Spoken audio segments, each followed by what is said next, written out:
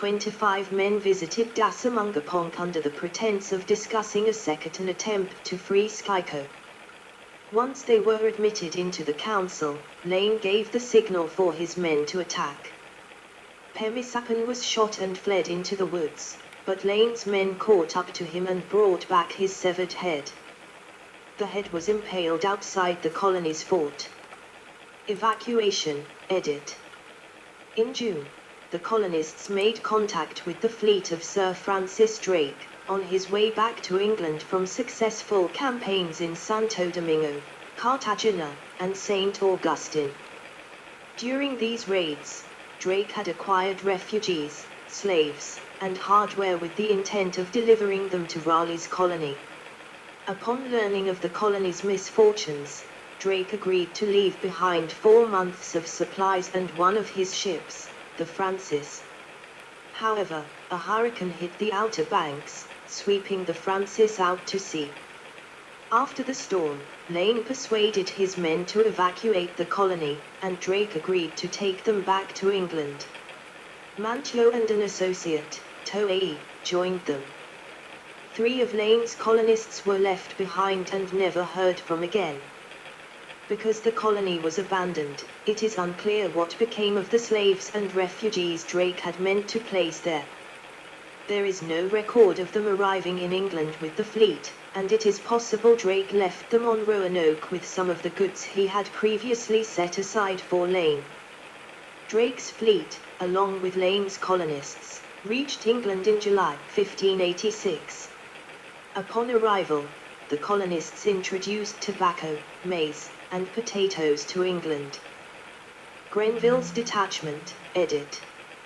A single supply ship, sent by Raleigh, arrived at Roanoke just days after Drake evacuated the colony. The crew could not find any trace of the colonists and left. 2 weeks later, Grenville's relief fleet finally arrived with a year's worth of supplies and reinforcements of 400 men. Grenville conducted an extensive search and interrogated 3 natives, one of which finally related an account of the evacuation. The fleet returned to England, leaving behind a small detachment of 15 men both to maintain an English presence and to protect Raleigh's claim to Roanoke Island. According to the Croatan, this contingent was attacked by an alliance of mainland tribes shortly after Grenville's fleet left. 5 of the English were away gathering oysters when 2 of the attackers, appearing unarmed, approached the encampment and asked to meet with 2 Englishmen peacefully. One of the Native Americans concealed a wooden sword, which he used to kill an Englishman. Another 28 attackers revealed themselves, but the other Englishman escaped to warn his unit.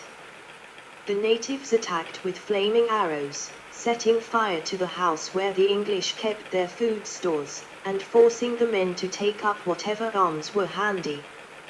A second Englishman was killed. The remaining 9 retreated to the shore, and fled the island on their boat.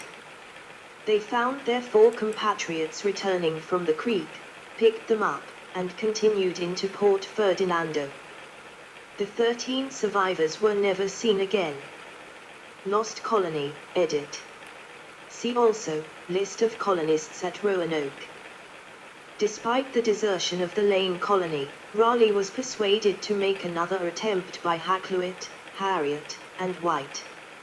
However, Roanoke Island would no longer be safe for English settlers, following the hostilities between Lane's men and the Secretan, and the death of Wingana.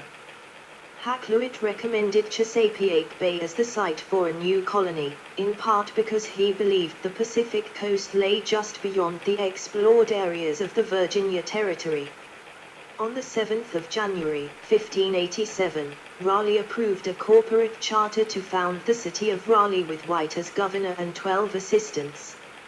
Approximately 115 people agreed to join the colony, including White's pregnant daughter Eleanor and her husband Ananias Dare.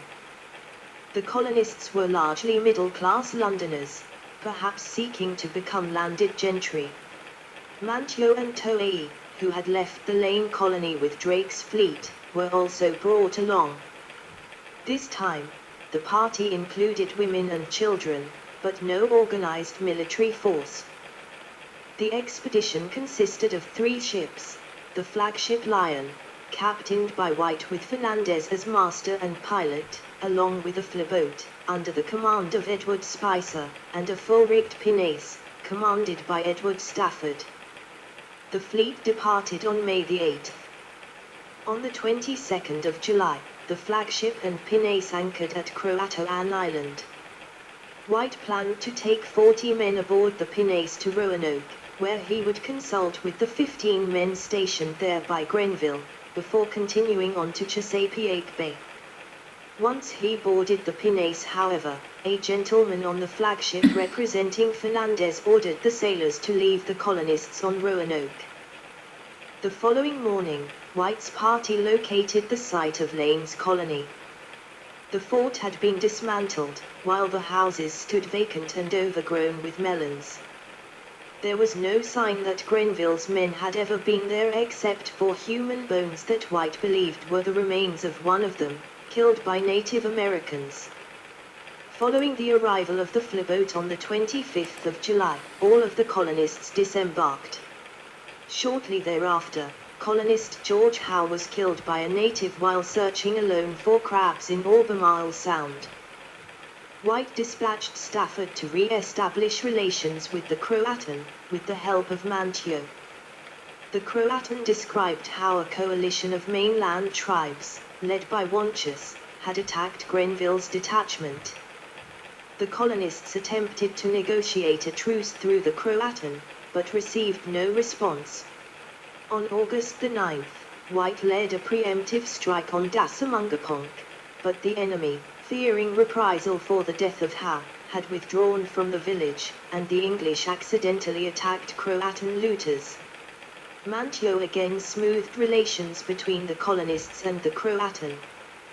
For his service to the colony, Manteo was baptized and named Lord of Roanoke and Dassamungapunk. On the 18th of August, 1587, Eleanor Dare gave birth to a daughter, christened Virginia in honor of being the first Christian born in Virginia. Records indicate Marjorie Harvey gave birth shortly thereafter, although nothing else is known about her child. By the time the fleet was preparing to return to England, the colonists had decided to relocate 50 miles, 80 kilometers, up Albemarle Sound. The colonists persuaded Governor White to return to England to explain the colony's desperate situation and ask for help. White reluctantly agreed, and departed with the fleet on the 27th of August, 1587. 1588 Relief Mission, edit. After a difficult journey, White returned to England on the 5th of November, 1587. By this time reports of the Spanish Armada mobilizing for an attack had reached London, and Queen Elizabeth had prohibited any able ship from leaving England so that they might participate in the coming battle. During the winter, Grenville was granted a waiver to lead a fleet into the Caribbean to attack the Spanish, and White was permitted to accompany him in a resupply ship. The fleet was set to launch in March, 1588. But unfavorable winds kept them in port until Grenville received new orders to stay and defend England.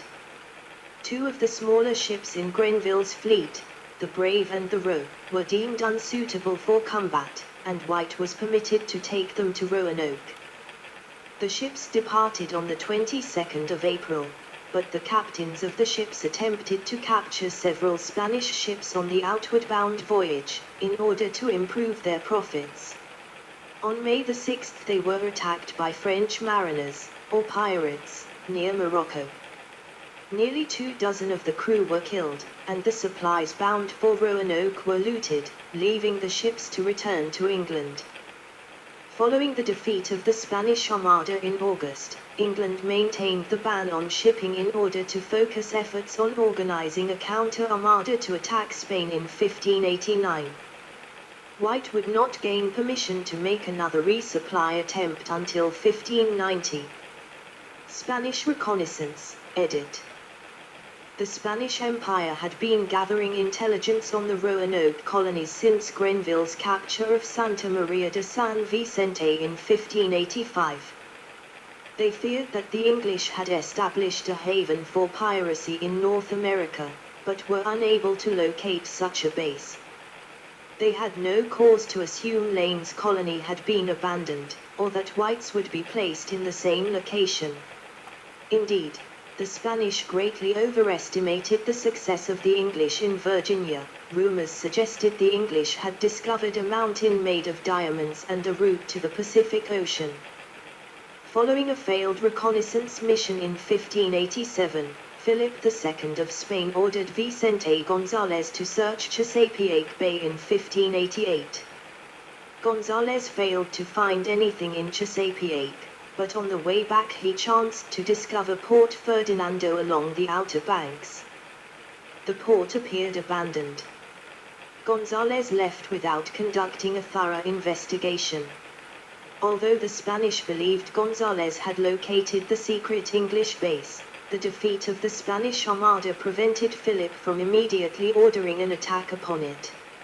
In 1590, a plan was reportedly made to destroy the Roanoke colony and set up a Spanish colony in Chesapeake Bay, but this was merely disinformation designed to misdirect English intelligence. 1590 Relief Mission, edit. Further information, Watts West Indies and Virginia Expedition. Eventually, Raleigh arranged passage for White on a privateering expedition organized by John Watts. The fleet of 6 ships would spend the summer of 1590 raiding Spanish outposts in the Caribbean, but the flagship Hopewell and the Moonlight would split off to take White to his colony. At the same time, however, Raleigh was in the process of turning the venture over to new investors. Hopewell and Moonlight anchored at Croatoan Island on the 12th of August, but there is no indication that White used the time to contact the Croatan for information. On the evening of the 15th of August, while anchored at the north end of Croatoan Island, the crew sighted plumes of smoke on Roanoke Island. The following morning, they investigated another column of smoke on the southern end of Croatoan, but found nothing. White's landing party spent the next 2 days attempting to cross Pamlico Sound with considerable difficulty and loss of life. On the 17th of August they sighted a fire on the north end of Roanoke and rowed towards it, but they reached the island after nightfall and decided not to risk coming ashore. The men spent the night in their anchored boats, singing English songs in hopes that the colonists would hear. White and the others made landfall on the morning of the 18th of August, his granddaughter's 3rd birthday. The party found fresh tracks in the sand, but were not contacted by anyone. They also discovered the letter CRO carved into a tree. Upon reaching the site of the colony, White noted the area had been fortified with a palisade. Near the entrance of the fencing, the word Croatoan was carved in one of the posts.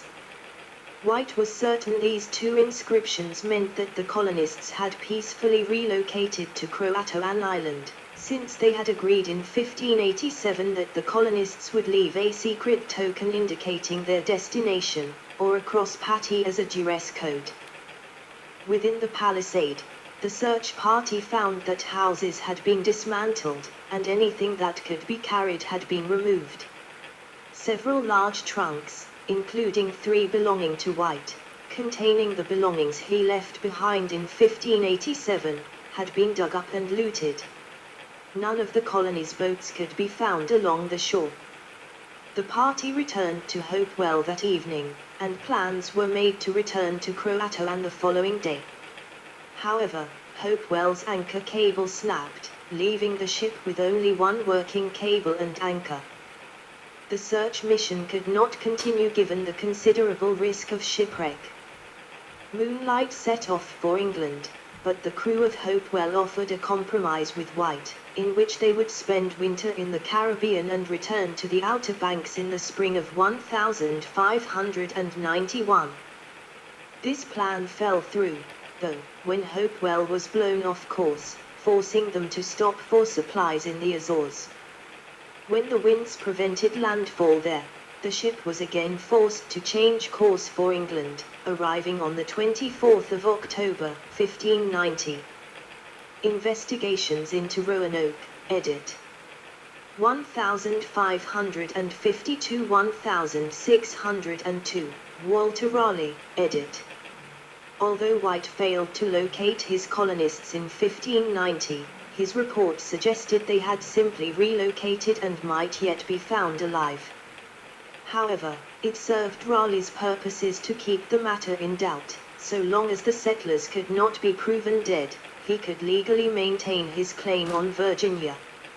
Nevertheless, a 1594 petition was made to declare Ananias Dare legally dead so that his son, John Dare, could inherit his estate. The petition was granted in 1597. During Raleigh's first transatlantic voyage in 1595, he claimed to be in search of his lost colonists, although he later admitted this was misinformation to cover his search for El Dorado.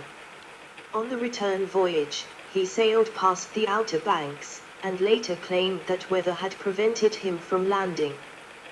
Raleigh later sought to enforce his monopoly on Virginia based on the potential survival of the Roanoke colonists when the price of sassafras skyrocketed. He funded a 1602 mission to the Outer Banks, with the stated goal of resuming the search. Led by Samuel Mace, this expedition differed from previous voyages in that Raleigh bought his own ship and guaranteed the sailors' wages so that they would not be distracted by privateering. However, the ship's itinerary and manifest indicate that Raleigh's top priority was harvesting sassafras far south of Croatoan Island. By the time Mace approached Hatteras, bad weather prevented them from lingering in the area. In 1603, Raleigh was implicated in the main plot and arrested for treason against King James, effectively ending his Virginia charter. 1603, Bartholomew Gilbert, edit. There was one final expedition in 1603 led by Bartholomew Gilbert with the intention of finding the Roanoke colonists. Their intended destination was Chesapeake Bay, but bad weather forced them to land in an unspecified location near there. The landing team, including Gilbert himself, was killed by a group of Native Americans for unknown reasons on the 29th of July. The remaining crew were forced to return to England empty-handed. 1579-1639, John Smith, edit. Following the establishment of the Jamestown settlement in 1607, John Smith was captured by the Powhatan and met with both their leader Wahun Senancour, often referred to as Chief Powhatan, and his brother Opeshankana. They described to him a place called Okanahanan, where men wore European-style clothing, and Anan, which featured walled houses. Later, after Smith returned to the colony, he made arrangements with Wawinkapunk, the king of the Paspaheght, to investigate Painoik, another place reportedly inhabited by men in European dress. The colony produced a crude map of the region with labels for these villages. The map also featured a place called Pakrakanik with a note indicating, "Here remaineth 4 men clothed that came from Roanoke to Okanahawan." In the summer of 1608, Smith sent a letter about this information, along with the map, back to England. The original map is now lost, but a copy was obtained by Pedro de Zuniga, the Spanish ambassador to England, who passed it on to Philip III of Spain. The copy, now commonly referred to as the Zuniga map, was rediscovered in 1890. Smith planned to explore Pakrakanik, but a dispute with the Paspaheght ended the mission before it could begin. He also dispatched 2 search parties, possibly to look for the other villages reported to him, with instructions to find the lost company of Sir Walter Raleigh. Neither group could find any sign of the Roanoke colonists living in the area. By May 1609, word had reached England's Royal Council for Virginia that the 1,587 colonists had been massacred by Weyhan Senancour. The source of this allegation is unknown. Machumps, Weyhan Senancour's brother-in-law, is known to have provided information about Virginia, and he had recently arrived in England. It has been speculated that the same voyage could have also delivered a letter from Smith, although no evidence for this exists. Based on this intelligence, as well as Smith's earlier report, the council drafted orders for the Jamestown colony to relocate. These orders recommended Ohanahon, or Oconahuen, near the mouth of the Chowan River, as a new base.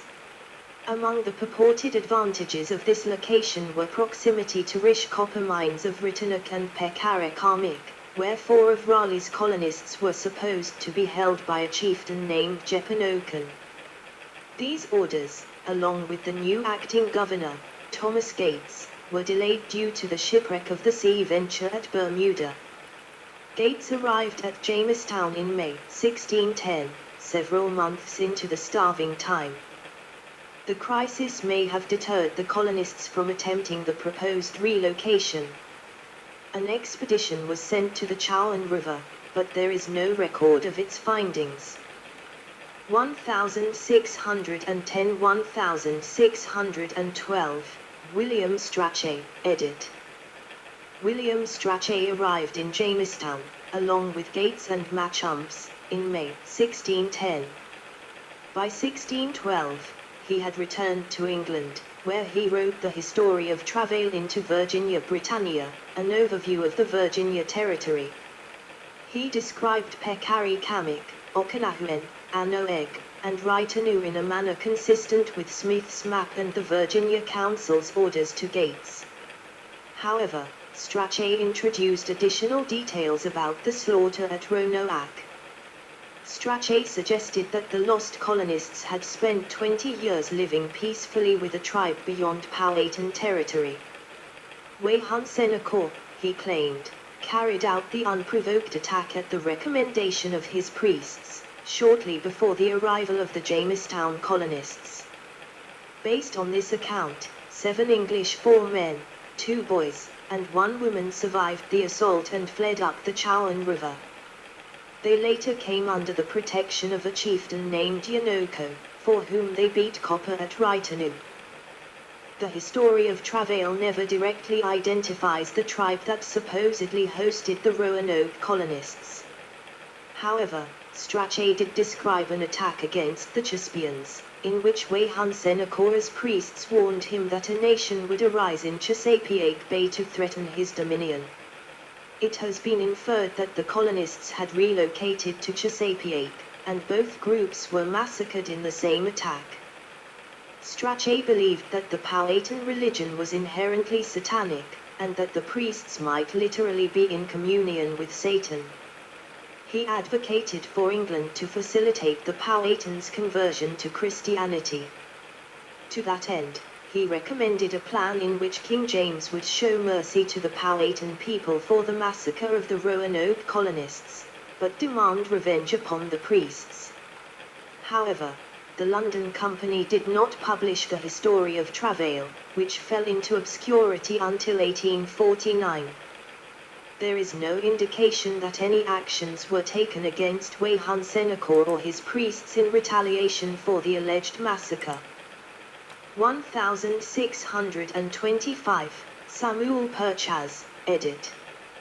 After the Powhatan attacked Jamestown in 1622, there was a dramatic shift in English commentary on Native Americans, as writers increasingly questioned their humanity. The London Company sponsored propaganda arguing that the massacre had justified genocidal retaliation, in order to assure potential backers that their investment in the colony would be safe. In this context, Samuel Purchas wrote Virginia's Verger in 1625, asserting England's right to possess and exploit its North American claim. He argued that the natives, as a race, had forfeited their right to the land through bloodshed, citing the 1586 ambush of Grenville's garrison, an alleged attack on whites colonists, and the 1622 Jamestown massacre. Purchas offered no evidence for his claim about the 1587 colony except to state, Powhatan confessed to Cap. Smith, that he had been at their slaughter, and had divers utensils of theirs to show. It is possible Smith related the story of Weyhan Seneca's confession to Purchas, as they are known to have spoken together.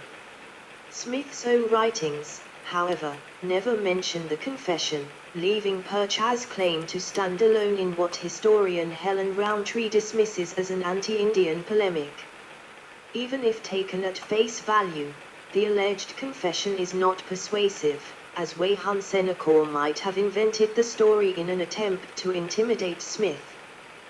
The European artifacts allegedly offered as proof of the raid on the Roanoke colonists could just as easily have been obtained from other sources, such as A.J. Khan. 1701-1709, John Lawson, edit. Sea traffic through Roanoke Island fell into decline in the 17th century, owing to the dangerous waters of the Outer Banks. In 1672, the inlet between Hatteras and Croatoan Islands closed, and the resulting land mass became known as Hatteras Island. During John Lawson's 1701-1709 exploration of northern Carolina, he visited Hatteras Island and encountered the Hatteras people. Although there is evidence of European activity in the Outer Banks throughout the 17th century, Lawson was the first historian to investigate the region since White left in 1590. Lawson was impressed with the influence of English culture on the Hatteras. They reported that several of their ancestors had been white, and some of them had grey eyes, supporting this claim. Lawson theorized that members of the 1587 colony had assimilated into this community after they lost hope of regaining contact with England. While visiting Roanoke Island itself, Lawson reported finding the remains of a fort, as well as English coins, firearms, and a powder horn. Scientific Research, edit. Research into the disappearance of the 1587 colonists largely ended with Lawson's 1701 investigation. Renewed interest in the lost colony during the 19th century eventually led to a wide range of scholarly analyses. 1800s 1950, Site Preservation, edit. Main article, Fort Raleigh National Historic Site. The ruins that Lawson encountered in 1701 eventually became a tourist attraction. U.S. President James Monroe visited the site on the 7th of April, 1819. During the 1860s, visitors described the deteriorated fort as little more than an earthwork in the shape of a small bastion, and reported holes dug nearby in search of valuable relics. Production of the 1921 silent film The Lost Colony and road development further damaged the site. In the 1930s, J.C. Harrington advocated for the restoration and preservation of the earthwork. The National Park Service began administration of the area in 1941, designating it Fort Raleigh National Historic Site. In 1950, the earthwork was reconstructed in an effort to restore its original size and shape. 1998, Climate Research, edit. In 1998, a team led by climatologist David W. Still, of the University of Arkansas, and archaeologist Dennis B. Blanton, of the College of William and Mary, concluded that an extreme drought occurred in tidewater between 1587 and 1589. Their study measured growth rings from a network of bald cypress trees, producing data ranging from 1185 to 1984. Specifically, 1,587 was measured as the worst growing season in the entire 800-year period. The findings were considered consistent with the concerns the Croatan expressed about their food supply. 2005-2019, Genetic Analysis, edit. Since 2005, computer scientist Roberta Estes has founded several organizations for DNA analysis and genealogical research. Her interest in the disappearance of the 1,587 colony motivated various projects to establish a genetic link between the colonists and